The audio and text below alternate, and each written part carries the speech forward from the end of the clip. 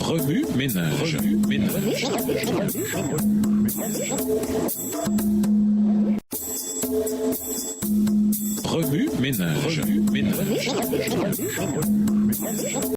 Bienvenue dans votre émission Remue ménage. Nous voilà la leçon de dimanche. Intérioriser la relation entre la loi et la foi. Les débats précédents, 1888, portaient d'abord sur le rôle de la loi dans le salut. Il y avait à cet égard un passage particulièrement controversé. Galates 3, les versets 24 à 25. Ce passage décrit la loi en tant que surveillant ou pédagogue, version Louis II, ou guide, second 21, qui nous amène à Christ. Qu'était donc ce surveillant et guide? La loi morale, les 10 commandements, ou la loi cérémonielle, le système sacrificiel juif? Cette question suscita d'énormes débats et inspira de nombreux sermons de committing, ainsi que des articles de revue. Des prédicateurs plus âgés tels que Uya Smith et G.I. Butler pensaient que le pédagogue n'était autre que la loi cérémonielle. Selon eux, c'était le système sacrificiel qui menait à Jésus, et Jésus, par son sacrifice sur la croix, nous libérait de ce système. Verset 25.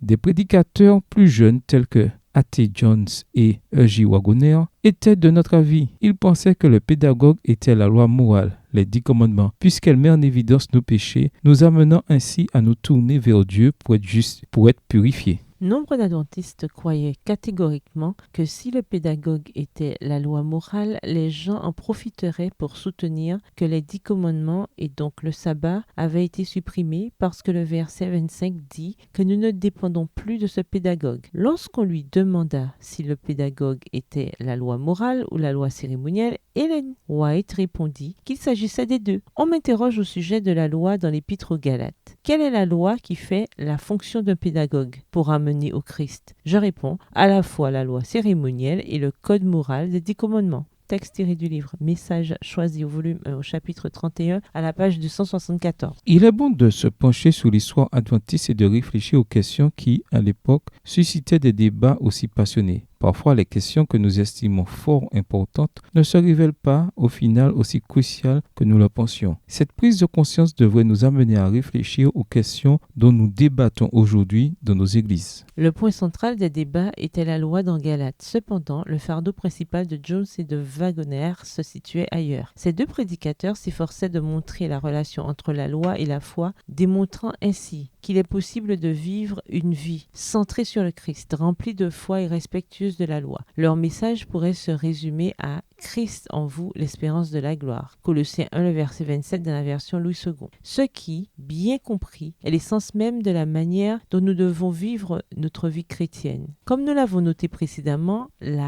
prédication adventiste se focalisait jusque-là sur les doctrines phares de l'Église, telles que le retour de Jésus, le sabbat et le sanctuaire. Mais la doctrine de l'Église ne peut être séparée de la réalité de la croix, ce qui nous aide à faire l'expérience des aspects pratiques de nos fondements doctrinaux. C'est une bonne compréhension de ce qui s'est passé à la croix. Chaque fois que la croix est séparée de la compréhension doctrinale, le christianisme pratique en souffre. Paul écrit l'épître aux Colossiens à l'église de Colosse, qui était géographiquement très proche de la Odyssée. Ces deux villes voisines partageaient des histoires et des cultures semblables. Aujourd'hui, elles ne sont séparées que par quelques kilomètres et partagent donc le même climat et la même vallée. Lorsque Paul a écrit aux croyants de Colosse, il a inclus les croyants de la Odyssée, s'adressant à eux comme à un seul auditoire, confrontés aux mêmes défis spirituels. Colossiens 2, verset 1, Colossiens 4, les versets 13, 15 et 16. Le lien étroit entre Colosse et la Odyssée rend la lettre de Paul aux Colossiens particulièrement applicable au peuple de Dieu aujourd'hui. Dernière des 7 églises du livre de l'Apocalypse, la Odyssée symbolise l'église de Dieu dans les derniers jours. Apocalypse 3, versets 14 à 22. Peut-être qu'en attirant l'attention de l'église sur Christ en vous, l'espérance de la gloire. Colossiens 1, verset 27, version Louis II. John et Wagoner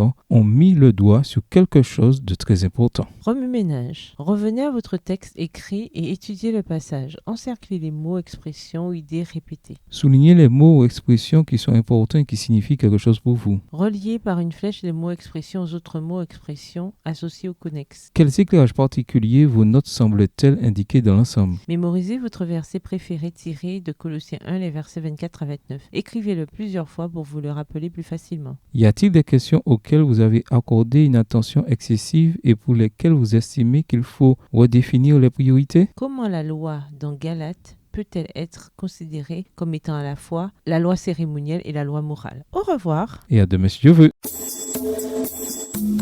Remue ménage. Remue ménage.